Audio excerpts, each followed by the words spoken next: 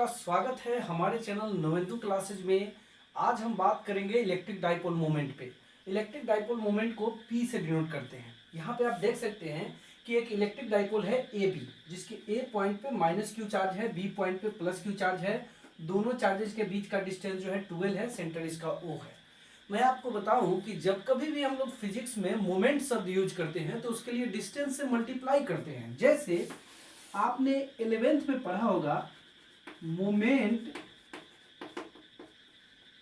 Of momentum is equal to momentum into distance.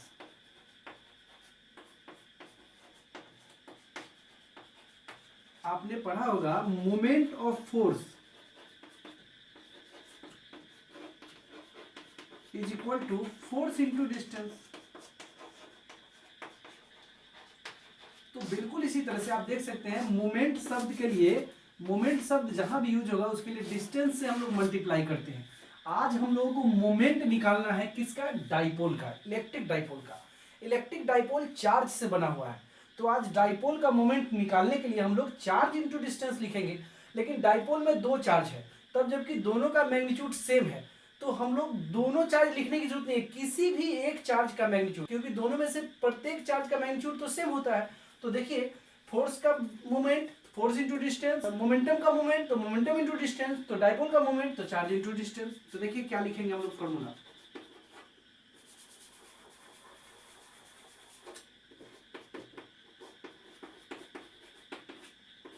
Electric dipole moment, charge into distance. कौन सा charge? -q charge, +q charge, कि दोनों में से कोई भी चार्ज, क्योंकि दोनों का मैग्नीट्यूड सेम है। तो यहाँ पे मैग्नीट्यूड लिखना होता है, तो देखिए हम लोग लिखेंगे magnitude of any of the two charges, या either of the two charges into distance between them.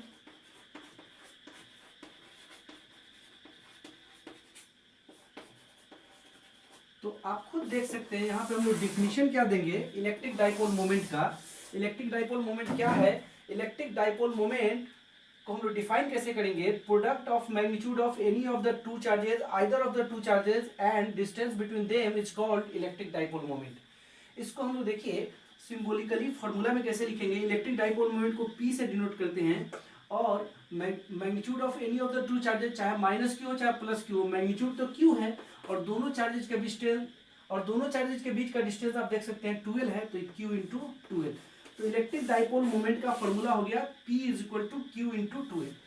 यहाँ पर एक बात मैं आपको बता दूं कि इलेक्ट्रिक डाइपोल का कैरेक्टरिस्टिक या इलेक्ट्रिक डाइपोल का इफेक्टिवनेस उसके चार्ज से डिसाइड नहीं होता है, उसके बीच के डिस्टेंस से डिसाइड नहीं होता है, बल्कि उसके चार्ज और बीच के डिस्टेंस के प्रोडक्ट से डिसाइड होता है। और चार्ज और बीच के डिस्टेंस के प्रोडक्ट वाली जो क्वांटिटी है वो है इलेक्ट्रिक डाइपोल मोमेंट। यानी यही क्वांटिटी इलेक्ट्रिक डाइपोल मोमेंट ही किसी इलेक्ट्रिक डाइपोल के इफेक्टिवनेस को बताता है, उसके कैरेक्टरिस्टिक को डिफाइन करता है। तो चलिए अब इससे हम लोग आगे बढ़ेंगे। दोस्तों अब इसके हम यूनिट पे बात करेंगे। आप जानते हैं कि P इज इक्वल टू होता है Q इंटू 2L। Q का यूनिट क्या होता है आप जानते हैं? कूलाम। और L का, लेंथ का, डिस्टेंस का यूनिट क्या होगा? मीटर। तो इसका यूनिट हो जाएगा कूलाम्ब मीटर। आप ध्यान देंगे कैपिटल C और स्मॉल m लिखा हुआ है, कूलाम्ब मीटर इसको पढ़ेंगे। अगर स्मॉल c और स्मॉल m होता तो उसको सेंटीमीटर पढ़ते हैं, तो ये कंफ्यूजन नहीं होना चाहिए। तो इलेक्ट्रिक डाइपोल का SI यूनिट देख लीजिए, SI unit of electric dipole moment is coulomb metre, जिसको कैपिटल C स्मॉल m से डिनोट करेंगे। लेकिन दोस्तों इसका एक प्रैक्टिकल यूनिट भी है जो कि बहुत ही फेमस है। इसका एक प्रैक्टिकल यूनिट है जिसका नाम है डीबाई। इस डीबाई को D से डिनोट करते हैं। अब देखिए डीबाई क्या है, मैं आपको बताऊं कि 10⁻⁻10 फ्रैंकलिन का दो चार्ज, अमाउंट का दो चार्ज, यानी प्लस पॉजिटिव नेगेटिव चार्ज, अगर 10⁻⁻10 मीटर के डिस्टेंस पे हो तो उसके इलेक्ट्रिक डाइपोल मोमेंट को ही डीवाई कहा जाता है। देखिए दो चार्ज है, यह चार्ज है 10⁻⁻10 फ्रैंकलिन और यह भी है 10⁻⁻10 फ्रैंकलिन। ये प्लस, ये माइनस 10⁻⁻10 फ्रैंकलिन और ये प्लस 10⁻⁻10 फ्रैंकलिन, और बीच का जो डिस्टेंस है वो 10⁻⁻10 मीटर के इक्वल है। और ऐसा जो डाइपोल होगा, इस डाइपोल के इलेक्ट्रिक डाइपोल मोमेंट को ही डीवाई कहा जाएगा। तो आप देख सकते हैं डीवाई इज इक्वल टू क्या होगा, डीवाई इज इक्वल टू होगा Q इंटू 2L। क्यू के जगह पे हम लोग चार्ज लिखेंगे तो क्या हो जाएगा, चार्ज देख सकते हैं आप, चार्ज का अमाउंट 10⁻⁻10 फ्रैंकलिन और डिस्टेंस 2L कितना के बराबर है आप देख सकते हैं 10⁻⁻10 मीटर, जिसको एंगस्ट्रम भी आप बोलते हैं।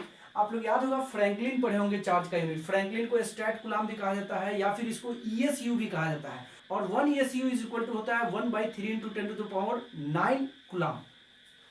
आप देख सकते हैं 10⁻⁻10 और यहाँ पे हो जाएगा 1/3 इंटू 10⁻9 और ये फ्रैंकलिन के जगह पे हम लोग कूलम लिखेंगे।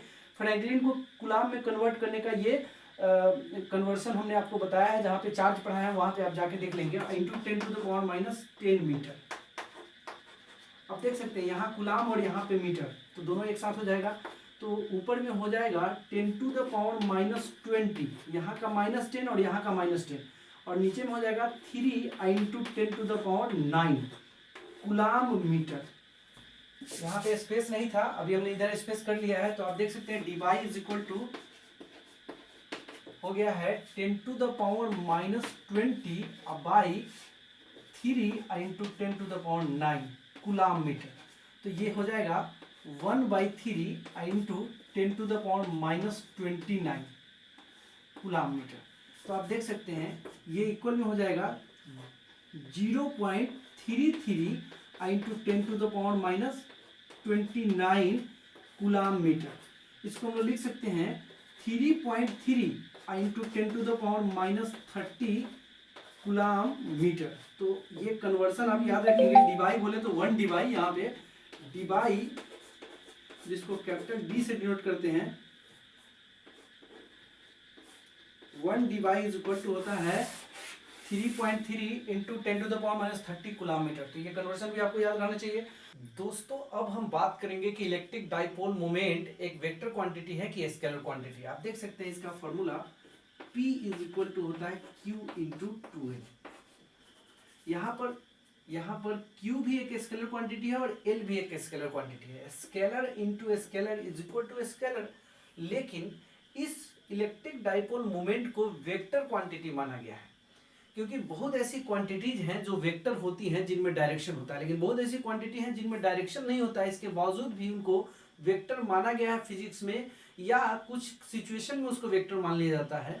वैसे क्वांटिटीज को वेक्टर बनाने के लिए उसमें कन्वेंशनली डायरेक्शन एज्यूम कर लिया गया है, वो मैं बताऊंगा यहाँ पे क्या डायरेक्शन है। लेकिन ऐसा जरूरत क्यों पड़ता है सो भी देख लीजिए। जैसे यहाँ पे एक इलेक्ट्रिक फील्ड है, यूनिफॉर्म इलेक्ट्रिक फील्ड। आप जानते हैं यूनिफॉर्म इलेक्ट्रिक फील्ड को इक्वल डिस्टेंस पर के स्ट्रेट लाइन से हम लोग डिनोट करते हैं। यहाँ पे इलेक्ट्रिक फील्ड है। अगर इस इलेक्ट्रिक फील्ड में अगर एक चार्ज है Q तो कोई परेशानी नहीं है, लेकिन अगर दो चार्ज का बना हुआ एक सिस्टम है जिसमें कुछ सेपरेशन भी है, अगर एक चार्ज है तो कोई दिक्कत नहीं है, दो चार्ज का बना हुआ एक सिस्टम है जिसमें एक सेपरेशन भी है बीच में, तब इस सिस्टम को कैरेक्टराइज करने वाला जो क्वांटिटी इलेक्ट्रिक डाइपोल मोमेंट है, इसमें आपको डायरेक्शन एज्यूम करना पड़ेगा, तभी पता चलेगा कि ये डाइपोल इस इलेक्ट्रिक फील्ड के साथ कितने एंगल पे है। अगर आप डायरेक्शन -Q से +Q तक की ओर लेंगे तो ये एंगल निकल के आएगा, लेकिन अगर किसी ने +Q से -Q की ओर ले लिया तो उसके लिए ये एंगल हो जाएगा। इसलिए इस डाइपोल को कैरेक्टराइज करने वाले क्वांटिटी के लिए आपको कोई एक पर्टिकुलर डायरेक्शन एज्यूम करना पड़ेगा, एक पर्टिकुलर डायरेक्शन लेना पड़ेगा, और यह जो डायरेक्शन है कन्वेंशनली माइनस चार्ज से प्लस चार्ज की ओर ले लिया गया है। तो हम लोग भी उसी को फॉलो करेंगे। तो मैं आपको बताऊं, इलेक्ट्रिक डाइपोल मोमेंट एक वेक्टर क्वांटिटी है, और इस वेक्टर क्वांटिटी का डायरेक्शन किधर से किधर है, निगेटिव चार्ज से किधर की ओर, पॉजिटिव चार्ज की ओर। तो इसको अगर वेक्टर फॉर्म में लिखना होगा तो देखिए हम लोग कैसे लिखेंगे, P is equal to Q into 2L। अगर हम P पर वेक्टर देंगे तो L पर वेक्टर देना पड़ेगा, Q पे तो वेक्टर दे नहीं सकते हैं, तो इस तरह से हम लोग वेक्टर फॉर्म में लिखेंगे, वेयर वेक्टर 2l जो है लेंथ वेक्टर है, किधर किधर से किधर लेंथ वेक्टर आप देख सकते हैं, -q टू +q।